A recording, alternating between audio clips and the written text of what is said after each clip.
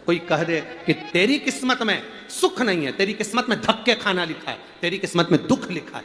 तेरी किस्मत में हमेशा धक्के खाना लिखा है, कोई कह दे तुमको तो उसकी सुन लेना। और आखिरी में केवल बेलपत्री का ये बीच वाले भाग पर गौ माता, अगर देसी गाय अगर कहीं हो, उसका अगर दूध सुबह का समय का मिल जाए, शाम का दूध नहीं, सुबह का यदि दूध मिल जाए, इस बेलपत्री के मध्य भाग में, आप लोग आस्था चैनल पर आप इस पत्ती, बीच की पत्ती के मध्य भाग में थोड़ा सा दूध लगाकर, नीचे के भाग में भी थोड़ा सा दूध लगाकर, दोनों पत्तियों में गाय का घी लगाकर भगवान शंकर के शिवलिंग पर कभी मौका मिल जाए जिंदगी में एक बार, किसी भी सोमवार की अष्टमी के दिन शिवलिंग पर अगर लगा दिया जाए, जिंदगी में दुख तुम्हारे आसपास भी नहीं भटक सकता, सुख की अनुभूति होगी। एक बात और अच्छे से याद रखिएगा, कहीं लग जाए आपकी जिंदगी में कि अब मेरा जीवन बहुत नरक सा निकल रहा है, बहुत कष्टमय निकल रहा है, ये बेलपत्री लेना, इस बेलपत्री के बीच वाले पत्ते पर पीला चंदन लगा लेना। कितना लगाना है? बीच वाला जो पत्ता है उस पर पीला चंदन। जब आपको लगे कि मेरा जीवन बहुत कष्टमय है, अब ये रोग, अब ये कष्ट दूर ही नहीं हो रहा, अब ये आए दिन तकलीफ पर तकलीफ बढ़ती जा रही है, आए दिन रोग बीमारी, पैसा घर में बच नहीं रहा, बहुत कष्टमय जीवन है, इसमें लगाओ पीला चंदन बेलपत्री की बीज पत्ती पर। महाराज, और बीज पत्ती पर जब चंदन लग जाए, लगने के बाद में ये दोनों पत्ती पर लाल चंदन लगा लीजिए। इन दोनों पत्ती के बीच में जो डंडी का भाग होता है, आपको कहा था, आपको स्मरण में होगा शायद, हमने जब बेलपत्री की महत्वता बताई थी तो उस बेलपत्री की महत्वता में कहा था ब्रह्मा विष्णु महेश ये तीन हैं, बोला था। बीच में ये बड़ी पत्ती से लेकर जो दो पत्तियां होती हैं, इनके बीच में जो जगह बचती है, इसमें मां पार्वती के 64 योगनियां, मां पार्वती अपनी पूर्ण सिद्धि के साथ में जितनी भी देवी के स्वरूप हैं, वो माता 64 योगनियां देवी के स्वरूप में यहां पर विराजमान होती हैं। दो पत्ती के नीचे से जो डंडी होती है नीचे तक, ये पूरी डंडी में 33 कोटि देवी देवताओं विराजमान होते हैं इस पूरी डंडी के अंदर। तो ये बीच वाली पत्ती है, ये जो बीच वाली पत्ती का जो भाग होता है, इस पत्ती के भाग में शहद का प्रयोग कर कर, यहां पीला चंदन, लाल चंदन, शहद का प्रयोग कर कर, इसी तरह से पकड़कर ये बेलपत्री की जो डंडी है वो अशुक सुंदरी पर जब आप समर्पित करें तो जहां से जल बहता है उस ओर पर इस पत्ती को चढ़ाकर केवल आपके हृदय की बात कहकर देवाधिदेव महादेव से कोई भी शिव जी का मंत्र, पंचाक्षर नमः शिवाय, षडाक्षर ओम नमः शिवाय, श्री शिवाय नमस्तुभ्यम, या महामृत्युंजय मंत्र, जो शिव का मंत्र हो आपके पास में, उसको बोलते हुए देवाधिदेव महादेव को धीरे धीरे जल की धार चढ़ाना प्रारंभ करो। जल की धार जब पूर्ण होने लगे, उसमें थोड़ा जल बचे, तब अशुक सुंदरी पर जो तुमने बेलपत्र चढ़ाई है वहां उस जलधार को चढ़ा। ये प्रयोग आपको केवल सोमवार की अष्टमी पढ़ने पर ही करना है। कौन से दिन करेंगे? जम के बोलिए जरा। सोमवार की अष्टमी पढ़ने पर यह प्रयोग करें और जल चढ़ाकर बाबा से विनती कर कर उसी बेलपत्र को वापस उठाकर कहीं जलाशय में या किसी पेड़ के नीचे विसर्जन कर दें और एक लोटा जल वहां भी चढ़ा दें। बस निवेदन कर कर आ जाइए, मेरा बाबा 3 माह के अंदर हाथ जरूर पकड़ेगा और आपको दलदल से बाहर निकाल देगा। धतूरा और धतूरे का पुष्प छोटा सा पौधा है, ज्यादा बड़ा नहीं है, कांटा लग रहा है, धतूरा लग रहा है, और उसमें भी साधारण धतूरा नहीं, जिस धतूरे के नीचे की डंडी लाल कलर की होती है, अगर वो सोमवार की अष्टमी को देवाधिदेव महादेव को समर्पित करी जाती है तो उसके घर में कभी संपदा की कमी नहीं होती है। वो धतूरा है, साधारण नहीं है। धतूरे में भी लाल डंडी, जैसे धतूरा गोल होता है उसके नीचे छोटी सी डंडी, देखा है आप लोगों ने? धतूरे के अंदर एक नीचे छोटी सी डंडी होती है, जब तोड़ोगे तो वो डंडी का कलर अगर लाल है, जब जिंदगी में बहुत ऐसा हताशपन लगने लगे और लगने लगे कि हमारा कोई साथ देने वाला नहीं है, और हम बिल्कुल अकेले हो गए हैं, कोई हमारा साथ नहीं दे रहा है, कोई हमारा साथ देने वाला नहीं है, आपको ऐसा लगने लगे कि हम अकेले हो गए, कोई साथ देने वाला नहीं है और मंजिल मिल नहीं रही, मंजिल प्राप्त ही नहीं हो रही। कनेर के फूल को हल्दी और कुंकू में लगाकर, हल्दी और कुंकू लगाकर कनेर के फूल में, कुंकू बोलते हो इधर, रोली बोलते हो, क्या बोलते हो? कुमकुम, रोली, तो जो भी आप लोग स्मरण में लेते हैं, हल्दी और कुमकुम, रोली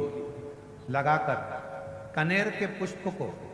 यदि सोमवार की अष्टमी के दिन मां जगतजननी की पीठिका का स्मरण करेंगे, जैसे ये शिवलिंग है और ये जो पीठिका है जहां पर शिवलिंग रखा है, गोल जो पीठिका दिख रही है या चौकोर हो या जो भी आकृति की हो पीठिका, वो पीठिका और ये जल निकलने वाला जलाधारी का स्थान। तो कनेर का जो पुष्प होता है उसमें कुंकू और हल्दी लगाकर सोमवार की अष्टमी के दिन आप जब बहुत हताश हो जाएं, कोई साथ देने वाला ना मिले और कोई बड़ी उलझन में अगर उलझे पड़े हैं, एक कनेर का पुष्प इस पीठिका पर कहीं पर भी, मां जगतजननी की पीठिका पर किसी भी स्थान पर, किसी भी स्थान पर मां तारा रानी का नाम लेकर एक बार अगर आपने सोमवार की अष्टमी के दिन पुष्प समर्पित कर दिया मां तारा देवी के नाम से, देवाधिदेव महादेव और मां शक्ति की कृपा अपने आप होगी और वो कार्य सफल होकर ही रहेगा, उसमें सफलता मिलेगी ही, उसमें सफलता अपने आप मिलती चली जाएगी, उसमें सफलता आपको प्राप्त होती चली जाएगी। केवल एक कनेर का पुष्प, उसमें कुंकू और हल्दी लगाकर, कुंकू हल्दी को लगाकर कनेर के पुष्प में पीठिका पर, जो पीठिका है मां जगतजननी दुर्गा भवानी का जो स्थान है, उस स्थान पर जब ऐसा लग रहा है कि मेरा ये काम हो ही नहीं रहा, अटक ही अटक रहा है, तो सोमवार की अष्टमी जब पड़े तो वो थोड़ी सी जो भस्म है वो उस रुद्राक्ष पर, पांच मुखी पर अघोरेश्वर महादेव का नाम लेकर चढ़ा दी जाए और उसी भस्म को खाकर, उसी भस्म का तिलक लगाकर यदि कार्य के लिए जाया जाए तो वो कार्य सफल होता ही है, उसमें अड़चन आ ही नहीं सकती, कार्य में कभी अड़चन नहीं आ सकती, क्योंकि अघोरेश्वर महादेव का उसमें नाम है, अघोर। क्यों कहते हैं जो बच्चा जिद्दपन करता हो, जो बच्चा जिद्दी रहता हो, तो क्यों कहते हैं कि अवधूतेश्वर महादेव का नाम लो और उसके हाथ में शक्कर की कटोरी देकर शंकर जी पे चढ़वा दो, बच्चा कभी जिद्दपन नहीं करता। अवधूतेश्वर महादेव का नाम लेकर सोमवार की अष्टमी के दिन चढ़ाया जाता है। सोमवार की अष्टमी तिथि या नौमी तिथि किसी भी महीने की, चाहे शुक्ल पक्ष की हो चाहे कृष्ण पक्ष की हो, अष्टमी और नौमी तिथि ये दो तिथियां ऐसी हैं, मान लो तुम्हारा पैसा तुमने किसी को दिया, 5 लाख, 4 लाख, 3 लाख, 10 लाख, 8 लाख, 2 लाख, 50,000, 25,000, 20,000, 40,000 और वो पैसा नहीं दे रहा आपको, आप हार गए कह के कर, फोन लगा कर, भैया दे दे रहे, परेशानी है, दे दे रहे भैया, हम तो परेशान हो गए, और हार गए, नहीं मिल रहा, बहुत परेशान। तो महाराज किसी भी अष्टमी या नौमी तिथि के दिन आप मां जगतजननी जगदम्बा का शिव के साथ में, शिव शक्ति का स्मरण कर कर देवी के नाम की 9 आहुतियां, सूखे बीले की, मतलब बीला जो सूख चुका है उसकी 9 आहुतियां अग्नि में शंकर और सती के नाम से, शंकर और शिव के नाम से समर्पित करें, और आखिरी आहुति जो समर्पित करें उसमें थोड़ा सा भाग तिल का, और तिल भी काली नहीं चढ़ती उसमें, श्वेत तिल का भाग उसके साथ लगाकर समर्पित करें, और जिससे धन लेना है उसका नाम लेकर वो समर्पित करें महाराज, उसको सुध आएगी और वो पैसा किसी भी हाल में आपके हाथ में थमाकर जाएगा ही, ये पक्का है। उसकी आहुतियां, जो गाय का गोबर होता है तो वो उसको हाथ से खपा हुआ नहीं, गाय ने गोबर किया,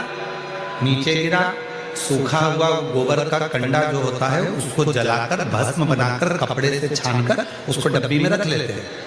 जब ऐसा लग रहा है कि मेरा ये काम हो ही नहीं रहा, अटक रहा है, तो सोमवार की अष्टमी जब पड़े तो वो थोड़ी सी जो भस्म है वो उस रुद्राक्ष पर, पांच मुखी पर अघोरेश्वर महादेव का नाम लेकर चढ़ा दी जाए और उसी भस्म को खाकर, उसी भस्म का तिलक लगाकर यदि कार्य के लिए जाया जाए तो वो कार्य सफल होता ही है। उसमें अड़चन आ ही नहीं सकती, कभी अड़चन नहीं आ सकती, क्योंकि अघोरेश्वर महादेव का उसमें नाम है। कोई बच्चे ऐसे रहते हैं जो जन्म लेने के बाद उनका शरीर का विकास नहीं होता।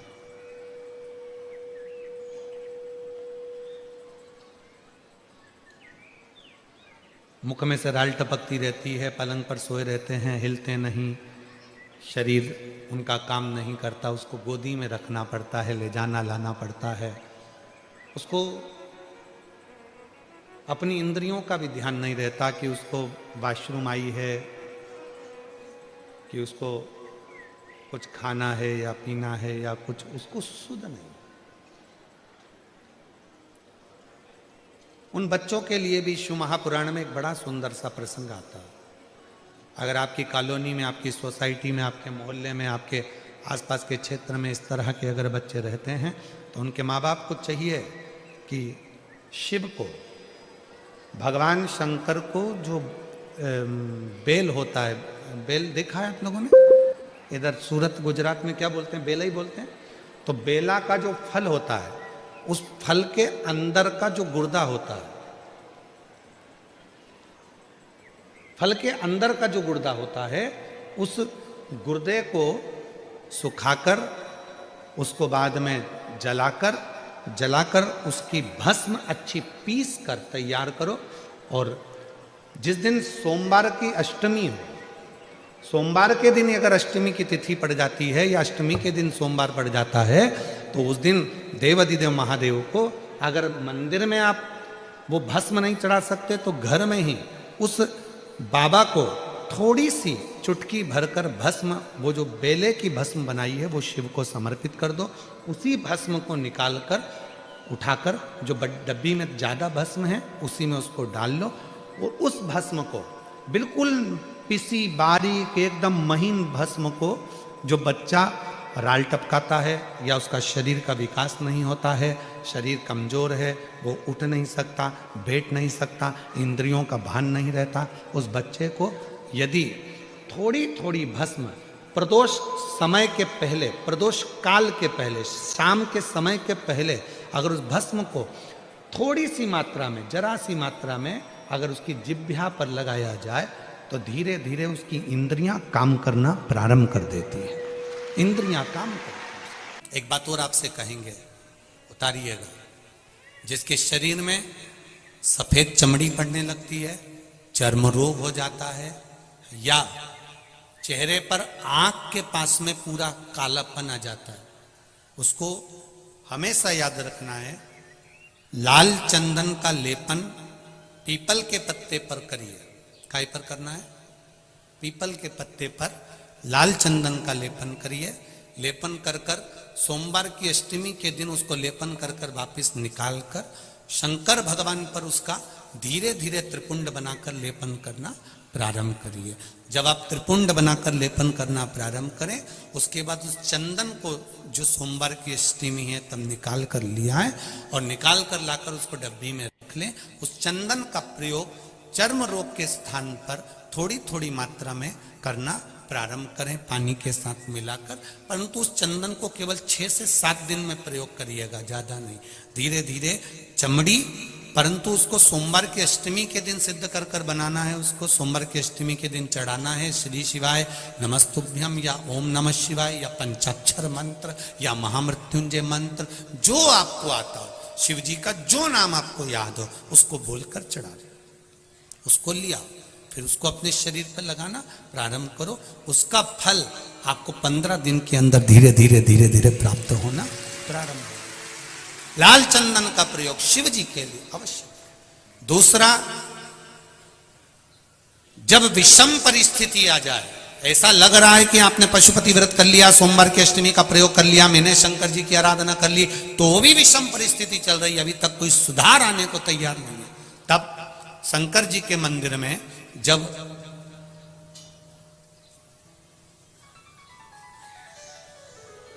बेलपत्र चढ़ाने के लिए आप जाएं, तब प्रयास करिएगा कि बेलपत्र को, अशोक सुंदरी का स्थान सबको मालूम है ना? बोलो, जम के बोलो जरा, मालूम है सबको? अशोक सुंदरी वाली जगह पर बेलपत्री को डंडी वाली जो जगह है जहां से पानी बहकर जाता है उधर रखना है। उसी बेलपत्री को वापस उठाना है। शिव जी के शिवलिंग पर जब बेलपत्री रखो तो डंडी का भाग, आप यहां बैठे हो तो डंडी का भाग पीछे की ओर होना चाहिए। शिवलिंग जैसे ये है तो डंडी का भाग पीछे की ओर, उसको रखकर 7 लोटा जल भगवान शंकर पर समर्पित कर दीजिए, अपने भाव को रखते हो। अगर विषम परिस्थिति चल रही है, आपने पशुपति व्रत कर लिया, सोमवार के अष्टमी का कर लिया, उसके बाद भी कार्य नहीं हो रहा, अटक रहा है किसी कारणवश, कोई फाइल मोटी है, थोड़ा समय लग रहा है, तो 7 लोटा जल का प्रयोग करें। धीरे धीरे 7 लोटा जल शिव जी को बाल्टी में भरकर ले जाएं अपने घर से। 7 कलश जल शिव जी को समर्पित करना है और समर्पित करने के बाद उस बेलपत्री को वापस अपने ही घर पर लेकर आ जाना। 11 दिन 21 दिन उसको रखो, फिर उसका विसर्जन वापिस किसी नदी, सरोवर, तालाब या वृक्ष के नीचे कर दीजिए। बाबा हाथ पकड़कर बाहर निकाल ही देगा। परिस्थिति अगर बहुत विचित्र, विषमता, बहुत विषम परिस्थिति में उस जगह पर इसका प्रयोग कर सकते। शंकर भगवान को रिझाना, बेलपत्र का प्रयोग भगवान शिव को रिझाने का जो आनंद है, शिव को जो मनाने का आनंद है, वो एक स्वरूप ही अलग है, उसका एक स्वरूप आनंद। एक लोटा जल, एक जल का पात्र लीजिए, उस जल के पात्र को लेकर उसमें थोड़ा सा लाल चंदन डालकर बेलपत्री के वृक्ष के नीचे और देवादिदेव महादेव को चढ़ाना प्रारंभ कर दीजिए। शिव को चढ़ाना थोड़ा सा जल, उसके बाद में 1 लोटा जल स्वच्छ फिर शिव जी को चढ़ाओ। प्रयास करो बेलपत्री मिले, बेलपत्री पर लाल चंदन तीनों पत्तियों पर लगाकर लाल चंदन बेलपत्री के वृक्ष के नीचे समर्पित कर कर उसी बेलपत्री के वृक्ष के नीचे का बेलपत्र वापिस लेकर श्री शिवाय नमस्तुभ्यं बोलकर आपकी कामना कहकर भगवान शिव पर अघोरेश्वर महादेव का नाम लेकर आप चढ़ाना प्रारंभ करिए। बाबा आपका कार्य 3 महीने के अंदर पूर्ण कर देगा, सफलता देगा। शिव जी का एक नाम है अघोर। अगर मौका लगे, कभी अगर मौका लगे और सोमवार की अष्टमी पड़ जाए, क्या पड़ जाए सोमवार की? जम के बोलो जरा, अष्टमी। या तो सोमवार की अष्टमी पड़ जाए, या हर महीने शिवरात्रि आती है, हर महीने आती है, या तो सोमवार की अष्टमी पड़ जाए या फिर सोमवार की शिवरात्रि पड़ जाए, हर महीने आती है। प्रयास करना।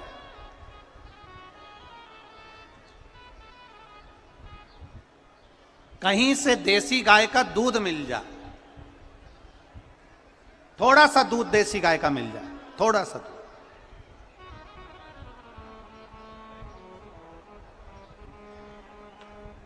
देसी गाय का थोड़ा सा दूध अगर प्राप्त हो जाए, बेलपत्री के पत्ते से दूध कटोरी में लेकर, मात्र बेलपत्री के पत्रे से 1-1 बूंद अगर दूध, आप 1 बूंद अगर ज्यादा ना मिला हो, 1 चम्मच भी अगर आपको दूध देसी गाय का मिल गया हो, और सोमवार की अष्टमी पड़ जाए या सोमवार की, जम के बोलो, शिवरात्रि पड़ जाए, उसमें केवल अगर देसी गाय का दूध मिल जाए, जर्सी गाय का नहीं हो, देसी गाय का अगर दूध मिल जाए, बेलपत्री के पत्ते से, तुम्हारे घर के अंदर अगर शिवलिंग है या मंदिर में शिवलिंग है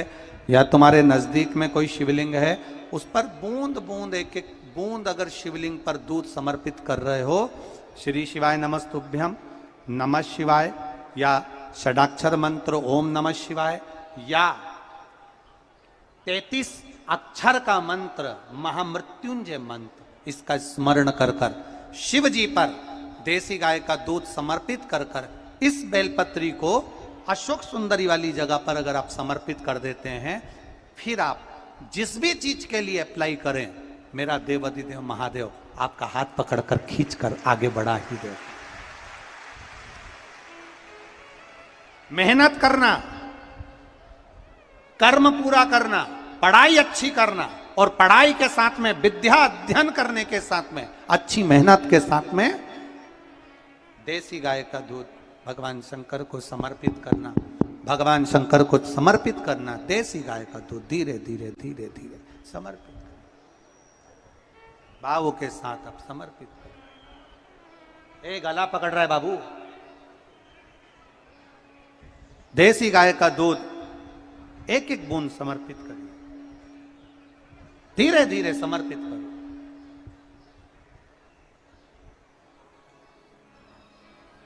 और देसी गाय का दूध जब धीरे धीरे समर्पित करें,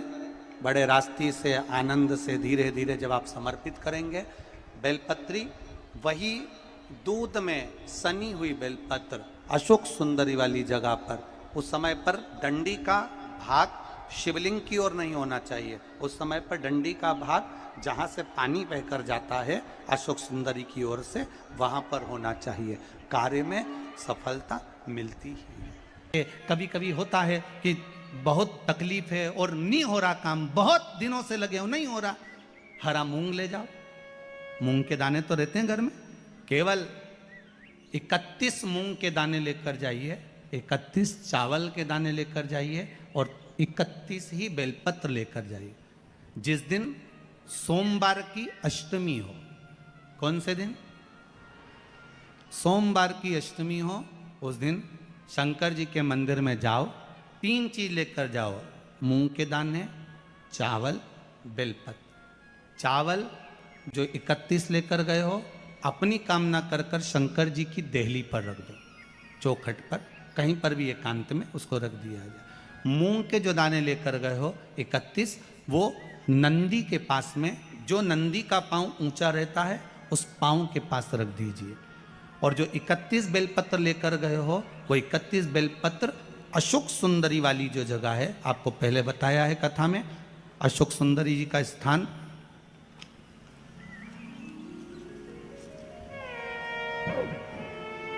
ये शिवलिंग,